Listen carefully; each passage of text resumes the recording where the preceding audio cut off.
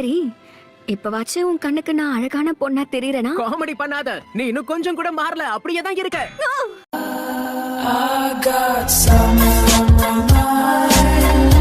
Sand வில்லேஜ்ல இவர்தான் சக்தி வாய்ந்த காசி காக்கி. அவர் மாயமா மறைஞ்சிட்டாரு அப்படின்னா சாசூரி, இதுக்கு காரணம் நீதானா? ஆமா கேள்வி, நானே தான். ரிட்டையர் ஆன கேள்வியை பத்தி இனி நான் ஏன் பயப்படணும்? காடு வாங்குது, வீடு போங்குது, நீங்க பழி வாங்க போறீங்களா?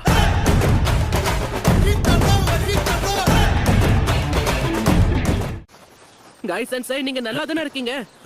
என்ன கேள்வி கேக்குற கண்ணா? என் உற்சாகமும் உழைப்பும் குறையறதுக்கு வாய்ப்பே இல்ல.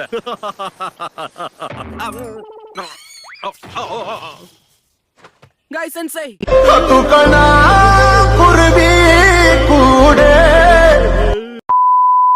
சரி போட்டும், என் கூட்டத்துல கலைஞனா நான் ஒருத்தனாவது மிச்சம் இருக்கனே. மட்டிக்கினாரு ஒருத்தர் இவரை காப்பாத்தணும் கத்திரி, இவரை காப்பாத்தணும் கத்திரி. என்ன ஒரு ஆச்சரியம், ஒரு வழியா டேடர கதையை முடிச்சிட்டாங்க போல இருக்கே. அதுவும் சாதாரணமா இல்லையே, வேட்டை கொடுத்து கையிலே கொடுத்துருக்காங்கன்னு நினைக்கிறேன். இந்த இடத்த தொலைவனா இவனோட பாடி பார்ட்ஸ் எல்லாம் கிடைக்கும் போல இருக்கு. மரியாதையா என் கையை விடுற அறிவு கட்டவனே. ஏய், நீ இன்னும் சாவலியா?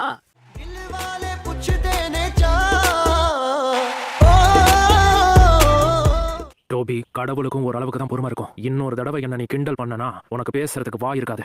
அதன பூ பந்து நினைச்சியா? வெடி அவனா கையில பிடிப்பானா? அவன் தான் உனக்கு எச்சரிக்கை கொடுத்தான்ல.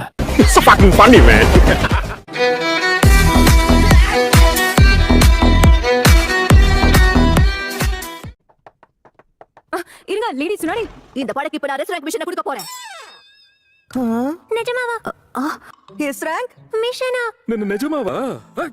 நீங்க நல்லா தானே இருக்கீங்க எபிசோ சென்சே? ஒண்ணும் இல்ல, ஹாட் ஸ்பிரிங்ஸ்ல ரொம்ப நேரம் இருந்ததால ஜலதோஷம் பிடிச்சிக்கிச்சு.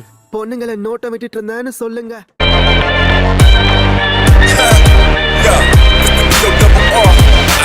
அவரோட பர்சனாலிட்டியை பொறுத்து தான் அவங்களுக்கு மோஸ்ட்லி நிக்நேம் வைப்பாங்க. இப்போ நருட்டோவே உதாரணமா எடுத்துக்கோயேன்.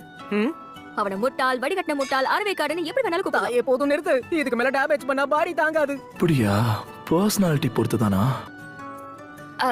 சாய், ஏன் இப்படி கீழே மேலே என்ன பார்த்துட்டு இருக்க? உன் அட்வைஸ்க்கு தேங்க்ஸ். உனக்கு ஒரு செல்ல பேரை யோசிச்சு வச்சுட்டேன், அழுக்கு மூட்டை.